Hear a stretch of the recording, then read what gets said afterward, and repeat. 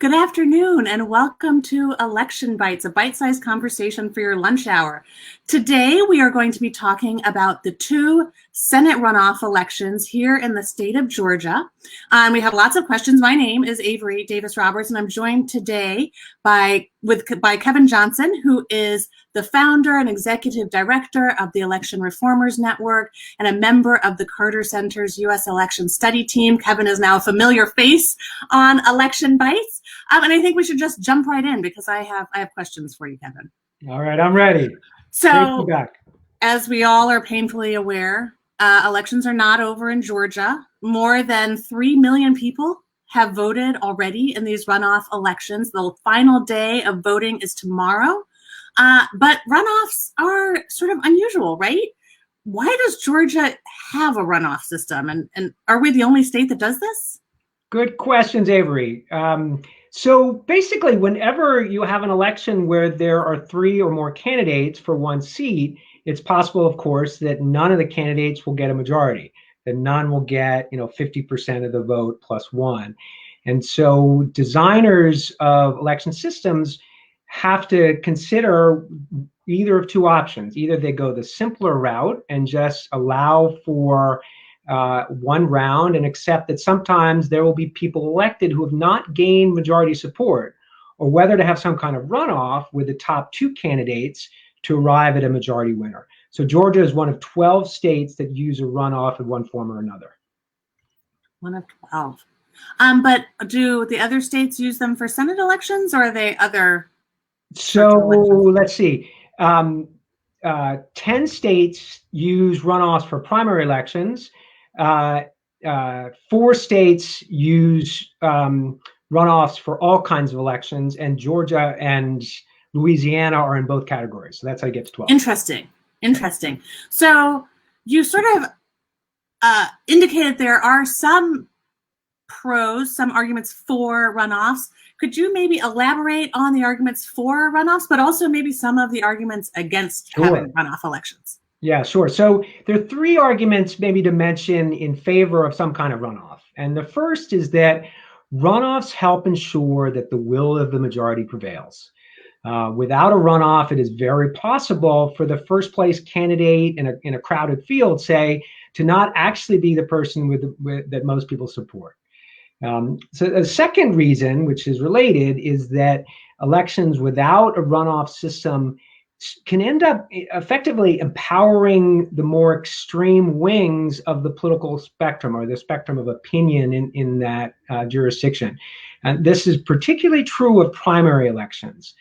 Primary elections have more candidates than general elections, and also primary elections already, the turnout is typically low, sometimes 15%, and it's often the sort of most impassioned spectrum or portion of the voters that turn out. So if you have a candidate who can win a primary election, which is only 15% of the electorate, with only 25% of that vote, that candidate could well be much more extreme than the mainstream of that district. And for a congressional election, that candidate could go on to Congress, because many congressional districts aren't that competitive. So that's a second reason, that you can get that sort of empowering of the extreme. And some people say that the anger of our politics, in part, it arises not because we're really a divided nation, but because we have these rules that end up empowering the more extreme percentage of the population. So that's reason 2. And reason 3 is that, democracy is really about participation and about giving voters choices. And a system without a runoff can really restrict those kind of elements, because you can have situations where there is pressure, within a community or a party to make some people step out and not participate, so you avoid diluting the vote.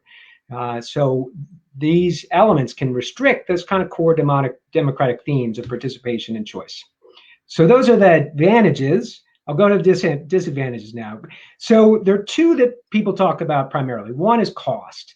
When you do a runoff election in the way Georgia's doing it, you basically repeat all of the steps that you did in the general election. And that costs a fair amount of money. Budgets are actually very tight, unfortunately, in this country for elections.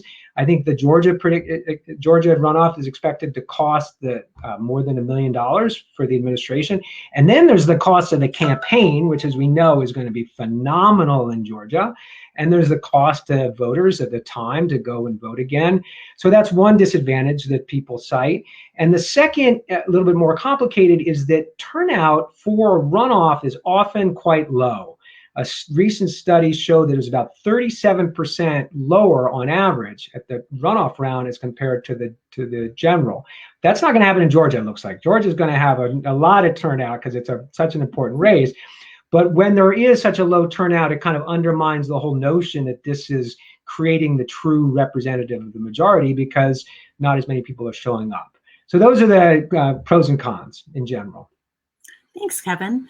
So some states, I think Maine and maybe Alaska, have introduced ranked choice voting. Can you explain a little bit more about what that is and maybe how it relates to this whole runoff idea and the pros and cons around ranked choice voting? Yeah, I'm glad you brought up ranked choice voting because it really ties in very closely. And in fact, in that the figure I cited of 12 states that use runoffs, I included Alaska and Maine, because ranked choice voting really should be considered a type of runoff system. And one of the different names for ranked choice voting is instant runoff voting. So it gives you that sense. So the way ranked choice voting works effectively is that voters are given a ballot with spaces on the ballot to indicate their preference, their choices for all the candidates in order of preference. And when the ballots are tabulated, if there's a candidate who has won more than 50% of the first choices, then it's basically like a normal election. That candidate wins, the election is over. If not, then the kind of runoff mechanism begins. And the way it works in ranked choice voting is that the candidate who has received the least amount of votes is eliminated. And the ballots for that candidate are then reallocated based on the second choices.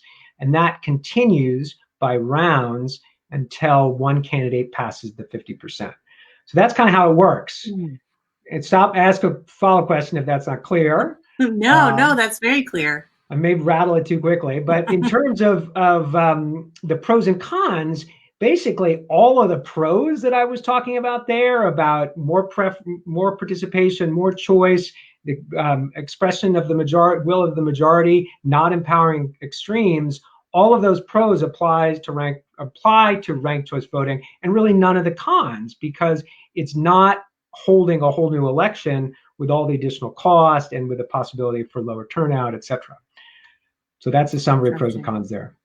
Thank you. And so this is a little bit of a follow-up question. I don't know if how familiar you are with the case in Maine or other places where they've used it. Is it a system that is easy for voters to understand? Has there been public support for this different voting method?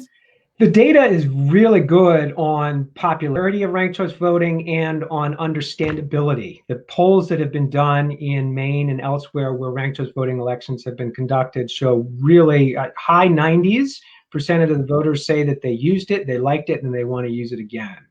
There's some districts, some jurisdictions where it's still very much debated, and some political factions disagree with the idea of ranked choice voting, but the data among voters who've used it is really very positive. That's encouraging. So my final question for you, Kevin, is going back to Georgia.